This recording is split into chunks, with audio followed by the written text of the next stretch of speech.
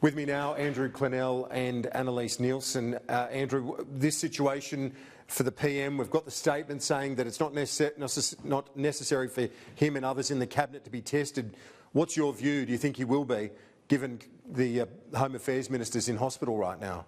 Well, the Prime Minister's office, I've asked them very clearly, will the Prime Minister be tested? And I've been told, no, he's not. Now, we know he's not going to football now, but they are relying on the medical advice. I mean, in fairness to Scott Morrison, who's been very consistent on this. He's relied on the medical advice on the travel ban, on the public gatherings, every step of the way, the pandemic plan, and now even, it seems, as to his own health.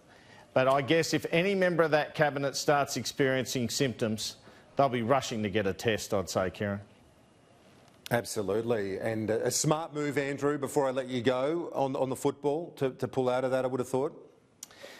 Oh, absolutely. I mean, he just can't afford mixed messages here, the PM, and you know, just the members of the public you talk to, people in the community wondering what is the story here, why is the PM going to footy? It was one of the biggest items of discussion today around that mass gathering ban. So he says he doesn't want it misrepresented. Well, perhaps he's also realised it's not the politically smartest thing to do, let's face it.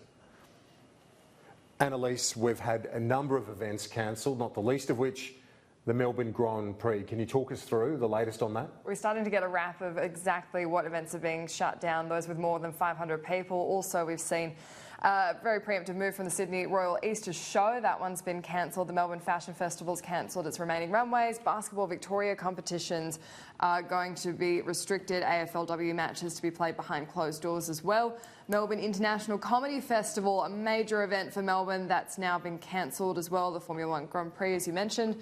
3 Australia versus New Zealand matches. You're going to have to help me there, Kieran. I'm not sure what that's referring to. Some kind of sports match. The World Surf League opening event, Dark Mofo 2020 in Tasmania was cancelled this week. And the NBL finals, that's only just come through in the last hour to be played behind closed doors as well. Yeah. That's Perth Wildcats and Sydney Kings, so that's a big one. Yeah, I think that was the... Well, that's right across the board, isn't it? We're going to have more as well, Annalise Nielsen, after the break. Thank you so much. And Andrew Clennell this Friday. A very extraordinary day, really, for the nation.